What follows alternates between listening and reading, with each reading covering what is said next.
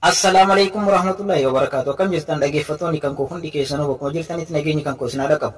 Warroonni kiristaana taatan immoo ashama harka fuunee bakkuma jirtanitti nageenyi Rabbii isin bira haa jiraatu isiniin jecha viidiyoo haaraa qabadhee isin dhufee jira. Viidiyoo har'aa keessatti kan isinitti agarsiisu namoonni bilbilatti fayyadamtan hundinuu waan itti fayyadamuu qabdanidha. Akkamitti bilbila keessan haaromsuu akka dandeessan isinitti agarsiisa. Bilbila keessan haaromsuudhaan waan baay'ee argattanii tokkoffaa touch screeniin bilbila keessanii dadhabaa hin deemu. Lammaffaa immoo appiiwwan kamiinuu saffisaan hojjetu jechuudha. Imoos ta'ee kaameraa adda addaa waan adda addaa garuu sooftiweerii bilbila keessanii yeroo hundayyuu yoo hin haaromsine kan ta'u taate bilbila keessan touch screen isaa dadhabaa deema. Appiiwwan adda addaa dadhabaa deema. Keessattuu dhumarratti immoo dhaggeeffattoota kan koo sooftiweeriin keessan osoo hin haaromsine yoo kan turtan ta'e bilbila keessan irratti appiiwwan argaman hundinuu dhaabbachaa deemu jechuudha. Kanaaf furmaata kan isiniif ta'u akkamitti sooftiweerii bilbila keessanii haaromsachuu akka dandeessan isinitti agarsiisa. Viidiyoo kana laayikii gochuun dagatinaadha.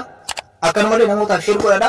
Daawwattoota kan koo sooftiweerii bilbila keessanii haaromsuudhaaf wanti isin gootan jalqaba settingii bilbila keessanii seentanii ergasii immoo akkana gabbuutan jechuudha. Dhaggeeffattoota kan koo sooftiweerii bilbila keessanii sirreessuudhaaf sooftiweer appideetii jedha. Bilbila tokko irratti immoo sistem kan jedhu keessa yoo seentaniidha sooftiweer appideetii kan argattan. Bilbila irraa bilbilatti settingiin kun garaagarummaa qaba. Bilbila tokko irratti sistem kan jedhu keessa erga seentanii booda sooftiweer appideetii argattan. Bilbila tokko irratti immoo bilbila akka kan kootii kanarratti sooftiweer appideetii kan jedhu settingii mataa ofii dandeesse kophattee jirti jechuudha. Kun sooftiweer appideetii isa jedhu kana kilik gootan.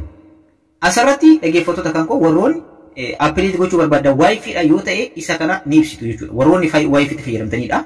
Ergasii daawunlood and install bakka jedhu bakka jalqabaa kanarratti kilik gootan. Egaa dhaggeeffattoota kan koo hanga dhibbaatti laakka'ee hanga fixu ni eegdan erga laakka'ee fixee booda immoo install kan jedhu dakanatti isinii dhufa install isa jedhu kanarratti kilik gootanii ergasii immoo bilbilli keessan ofuma isaati laakka'ee of cufee hanga of banutti ni eegdanii dhumarratti bilbilli keessan akka haarawaatti yeroo of banu sooftiweeriin bilbila keessanii appideet gootan jechuudha yookaan haaromsitanii jirtan jechuudha.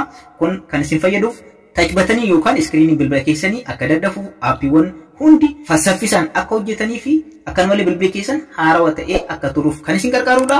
Egaa sooftiweerii bilbila keessanii yeroo hundayyuu ji'a tokko yookaan ji'a lamaan appideet gochuu hin dagatinaadha yookaan haaromsuu hin dagatinaadha. Bifa kanaan haaromsuu ni dandeessanii bilbilli keessan haarawaa akka ta'etti akka turuuf sooftiweerii bilbila keessanii appideet gochuu hin dagatinaadha.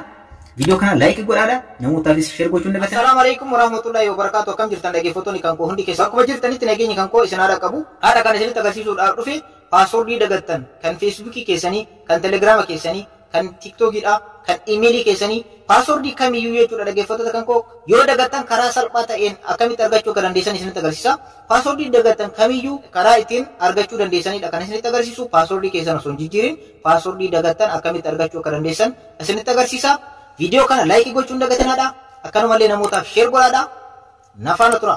Egaa dhaggeeffattoota kan koo akkuma duraan dursee isiniif ibsuudhaaf yaaletti paaswordii feesbuukii keessanii ta'uu danda'a. Kan imoo keessanii, kan imeelii keessanii, kan telegiraamaa kan barbaadan jechuudha. Paaswordii kamiyyuu kan isin jalaa bade akkamitti argachuu akka dandeessan isinitti agarsiisa. Jalqaba Google Chrome keessanii seentan ergasii immoo bakka amma isinitti agarsiisaa jiru jechuudha. Xiyyaadhaan bakka aykaniin imeela keessanii argamu kanarratti kilik gootan. Imeeli kan keessan gubbaarra ni taa'a akkana gabbuutanii paaswordis kan jedhu jira. Paaswordis bakka jedhu kanarratti kilik gootan. Itti aansuudhaan akkana gabbuutanii jechuudha. Akkuma amma asirratti argaa jirtan isin jalaa Google jira. Google akkaawuntiiwwan adda addaa asirratti waan argamanii fi fakkeenyaaf Feesbuukiin asirratti argama jechuudha. Feesbuukiin asirratti argama. Imeeliiwwan adda addaa kan dakanatti isin jalaa haguuge kunniin beekaa isin jalaa haguuge sababni isaas namoonni hack godhan waan jiranii fi fakkeenyaaf kan Feesbuukii haala kanaan asirra naa ka'ee jira. Isin imoos telegiraamas kan adda addaa asirratti isiniif kaa'uu danda'a.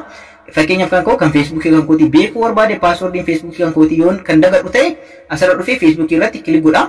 Ergasii lakkoofsi bilbilaa gubbaa kanarratti argama akkuma argitan asirratti paaswordii kan jedhu kana jirti. Mallattoon asirratti ija fakkaatu kana kilik godhe paaswordii kan koo dubbisuu ni danda'a jechuudha. Paaswordii kan koo isinitti agarsiisuu waan hin barbaanneef malee mallattoo ijaa kana yoo tuqe paaswordii kan koo asirratti dubbisuu ni danda'a. Karaa biraatiin immoo kooppii godhachuu ni dandeessanii akkanumallee lakkoofsa bilbilaa feesbuukii keessanitti bantanii yoo dagattan haala kanaan beekuu ni danda'ama. Paaswordii keessanii haala kanaan argachuu ni dandeessan jechuudha. Dhaggeeffattoota kan koo kan biraa immoo imeelii dakanaa kana keessaa tokko kilik irra godhee isinitti agarsiisu. Fakkeenyaaf imeelii kanarratti kilik godhee imeelota waan isin dhokseef namni hack gochuu waan danda'uuf haala kanaan kilik ni godha. Ergasii immoo imeelii kan koo paaswordiin isaa dakana jira. Mallattoo ija fakkaatu kana yoo kilik godhe paaswordiin kan koo asirratti nan mul'ata jechuudha. Asirratti immoo kooppii gochuu nan danda'a. Haala kanaan paaswordii kamiyyuu jechuudha kan isin jalaa bade argachuu ni dandeessanii kan feesbuukii kan imoo kan telegiraamaa argachuu ni dandeessan. Asirratti garuu wanni dogongoruu hin qabne jechuudha. Dhaggeeffattoota kan koo borollee gaafii namatti ta'a waan ta'eef paaswordii akkanaa kan argattan yeroo bilbila keessan irratti password kamiyyuu bantan jechuudha save akka gootan isin gaafata password kamiyyuu yeroo jalqabaatti bilbila keessan irratti yookaan bantan ta'e kan email ta'e kan telegram kan email ta'u kan barbaadan jechuudha save akka gootan bilbila keessan irratti isin gaafata yoo save gootan qofaadha asirra kan argattan yoo save hin godhin hin argattan save yoo gootan garuu haala kanaan salphamatti hin argattani bilbilli kamiyyuu yeroo jalqabaatti password haarawaa yoo umtan bilbila san irratti save akka gootan isin gaafata yeroo san save yoo gootan isiniif dhufa itti fayyadamaadha like fi share dagatinadha ora bula